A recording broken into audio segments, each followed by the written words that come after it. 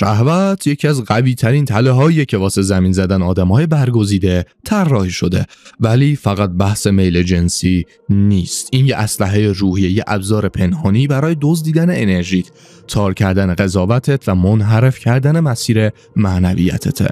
اگه از اونایی هستی که واسه یه مأموریت خاص انتخاب شدی، باید بدون این دنیا خوب میدونه که ساده ترین راه برای پایین آوردن نگهبان‌ها همینه، شهوت.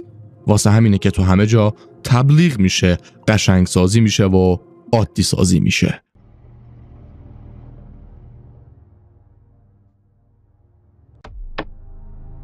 سلام و درود به نوادگان عشق و آگاهی. قبل از اینکه بریم سراغ 8 تاوانی که آدمای برگزیده بابت شهوت میدن، همین حالا تو کامنت ها بنویس 11. این یه عدد مقدس نماد همراستایی با مسیر الهی. اگه این ویدیو بهت رسیده بدون که بی دلیل نیست. حالا بریم سراغ واقعیت‌های پنهانی و تاریکی که پشت این لذت فانی پنهانه. مورد شماره 1، از دست دادن قدرت روحی. بدترین اثر شهوت اینه که انرژی روحی تو خشک میکنه. هر بار که به افکار یا فکرهای شهوت آلود تن میدی، داری ذره ذره از جوهر الهیت نشت میکنی. انرژی جنسی همون نیروی حیاتیه. عرفا و قدیمها اینو خوب میدونستن. تو خیلی از مسیرهای معنوی حفظ این نیرو برای رسیدن به آگاهی بالاتر یه اصل اساسیه. تا حالا دقت کردی بعد از یه بار شهوت رانی چه حس خالی و بی هدف بودن بهت دست میده؟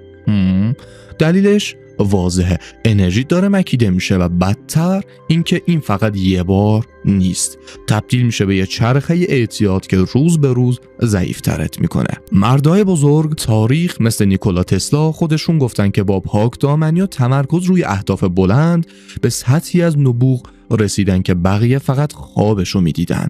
چون کسی که شهوتشو کنترل میکنه، کنترل خودش، روحش و قدرتشو پس میگیره. مورد شماره 2، قضاوت ضعیف و تصمیم‌های اشتباه. وقتی شهوت ذهنتو بگیره، همه چی تار میشه. اون شمع درونیت کند میشه و به جای اینکه با عقل و الهام تصمیم بگیری، با هوس لحظه‌ای عمل میکنی. یادت باشه خیلیا شکست خوردن نه به خاطر دشمن بیرونی، بلکه به خاطر ضعف درونیشون در برابر همین وسوسه. یادت باشه سامسون با اون قدرت افسانه‌ایش تا وقتی زمین نخورد که راز قدرتشو به دلیل گفته خودش، اونم فقط به خاطر یه لحظه غفلت از شهوت بود. سیستم دنیا با شمشیر نمیاد سراغت، با وسوسه